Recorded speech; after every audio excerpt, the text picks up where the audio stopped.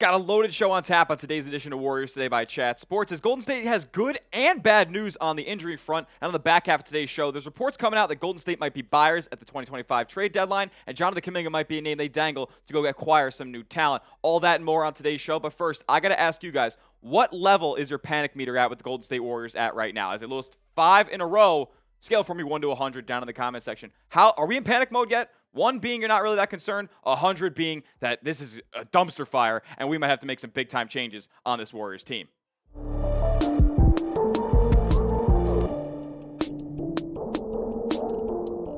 What's going on, Dub Nation? You're watching Warriors Today by Chat Sports. I'm your host, Tyler Smith, and on today's show, Golden State has received good and bad news on the injury front, and it concerns some of their most important players, which you see on screen right now. Steph Curry, Andrew Wiggins, and of course Draymond Green, who missed his first game of the season against the Denver Nuggets just a couple of days ago. Our guy, Anthony Slater, Warriors Insider, he's always tapped in. Give him a follow on Twitter or X, whatever you want to call it. He says Steph Curry and Draymond Green are both out tonight against the Houston Rockets, and bilateral knee management for Curry, so he's a little bit of a rest. He seems to be a little bit banged up from that knee still, not feeling 100%. So that's okay. And then Draymond Green said he's still listed as left calf tightness. And we got a positive update. So the bad news is Steph and Draymond aren't playing. Andrew Wiggins also questionable with an ankle injury. But the good news is we have a positive Draymond Green update. And this is the best news we could possibly get, right? The MRI on his calf is clean per sources, out tonight, but could be cleared as early as tomorrow. Important news for the Warriors. Very, very important news for the Warriors. Thank God, because they cannot lose Draymond Green at this point or for any long stretch of this NBA season. We saw how they defended in the front court against Nikola Jokic and company. Draymond needs to be back in the lineup sooner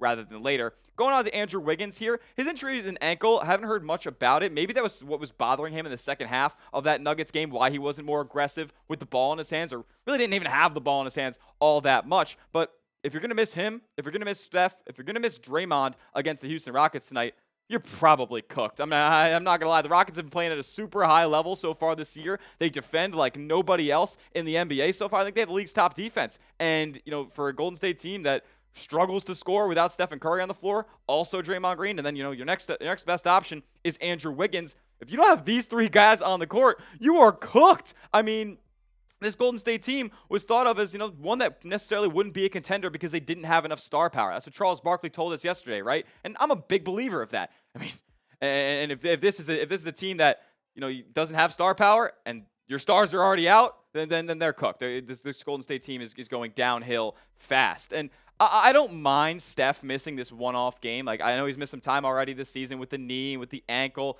but I don't mind him missing this game because at the end of the day, he doesn't feel 100%.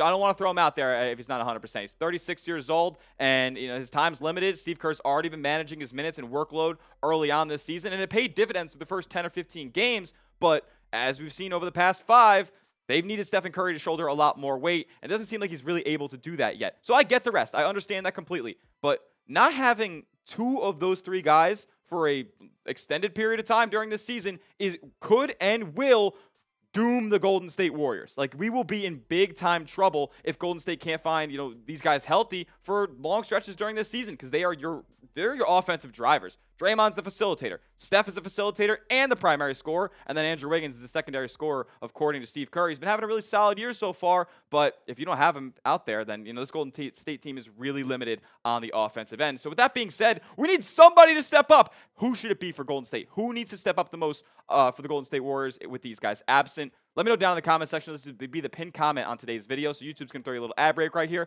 Go down below and answer today's pinned comment. Who steps up? I mean, the Jags, right? According to Charles Barkley, the Jags, just the guys need to step up. Buddy Hield, these numbers, they look really solid, right? But they were way more productive towards the start of the season where he was shooting close to 50%. Now, that's not sustainable, but the numbers over the past 5 or so games have been putrid for Buddy Hield. Jonathan Kuminga, we'll talk more about him on the rest of today's show, but he's got to give me more than just 1 game and 19 points for me to believe that he's going to be a cornerstone of the future. Brandon Podziemski, figure out how to score the basketball. Steve Kerr, he voiced his frustrations with you to the media, and he hopes you heard the message. You better register the message and make some changes as well. Moses Moody, I mean, more minutes are coming for Moody. I know you guys are clamoring in the comments for more Moody minutes, and if he's going to be out there more often, then he's got to hit shots. He hasn't done it at a super high clip this year. I mean, 38% from 3 is good, but it's on super low volume. Luckily, he's coming around the corner here, and he had a really, in my opinion, a solid effort against the Denver Nuggets a couple nights ago. And Kyle Anderson, when is he ever going to produce anything on offense? I mean, Brandon Podziemski shooting 20% from three. You're lucky that's the worst percentage on the team, because Kyle Anderson shooting 27% from deep range. He has not been a viable scoring option at any point this season. Now, is that his role? No, but he's a guy that you're going to need to step up offensively now that these cats are going to be missing time. So with that being said, I don't know who's going to step up for Golden State. It's going to have to be one of those 5 guys, but one of those 5 guys, Jonathan Kuminga, he might be on his way out of Golden State potentially at some point this season. That's what we're going to talk about on the rest of today's show. Is Golden State going to be trading Jonathan Kuminga? We'll talk about that in just a moment. But first, I got to give a major shout out to today's sponsor, PrizePicks. PrizePicks is America's #1 daily fantasy sports partner with over 10 million active members. I was a customer of PrizePicks before they were even a sponsor here at Chat Sports, because it's so easy and so fun to play. All you guys got to do is pick a lineup of 2 to 6 player stat projections and just pick more or less. It's so simple, and they're going to give you guys $50 in your account for free when you place your first $5 entry and use our promo code CLNS when you download the PrizePicks app. As far as my PrizePicks go, they give you so many options. You can do it on a night-to-night basis, but before the season starts, they also give you season-long projections. So I have Stephen Curry more than 26.5 points per game. He's going to have to get healthy. Going to have to shoot the ball a little bit better than he has so far this season to get above that number. And then Zachary Rizashe, the #1 pick in the NBA draft. I got less than 10.3 points per game this season. He's kind of proven me wrong so far, but still time for a slump from him. And then SGA in OKC. I got more than 30.5 points per game. I think he's going to get there. You can tail my picks. You can fade my picks. Just make sure you go and do it at PrizePicks. Download the PrizePicks app and use that code CLNS to get $50 for free when you place your first $5 entry. You don't even need to win to receive the $50. It's guaranteed. PrizePicks. Run your game. Evan Sittery of Forbes is reporting, this is a report, Golden State is expected to be active buyers at the 2025 NBA trade deadline with over $30 million in expiring deals to go send out to somebody who's not necessarily too competitive this season, and to go bring up, poach one of their big fish away and bring them to Golden State to pursue a championship. Many are wondering whether Golden State will put Jonathan Kuminga on the table in a potential deal for an all-star level player after unsuccessful extension talks. We know Jonathan Kuminga wanted like $40 million a year. Like, Golden State was not touching that kind of price tag. They were willing to go for $30 million a year, but Kuminga and his agent, they said no, and they're paying the repercussions now of not taking that deal. But overall, I love that Golden State's going to be buyers at the deadline. I've been saying it all season long. I said it during the summer. Golden State needs to make a trade if they want to truly contend in the Western Conference this season. Charles Barkley was right. They don't have the star power on this team necessary to go out there and compete with the best teams in the West. Nevertheless, the Boston Celtics in the Eastern Conference, or the New York Knicks, who are playing the best ball this season so far. Like, Golden State has to go out there and make a trade. So who's going to be included in one of these trades? Well, Evan Sittery said Golden State's got $30 million in expiring contracts, and here it is. DeAnthony Melton. We know he's not going to be playing for the Golden State Warriors. Very unfortunate. He's my favorite free agency pickup of the summer. He was fitting really well. Loved playing next to Steph, but unfortunately, we're not going to have him due to ACL surgery. Gary Payton II, though, $9.1 million. Kevin Looney, $8 million.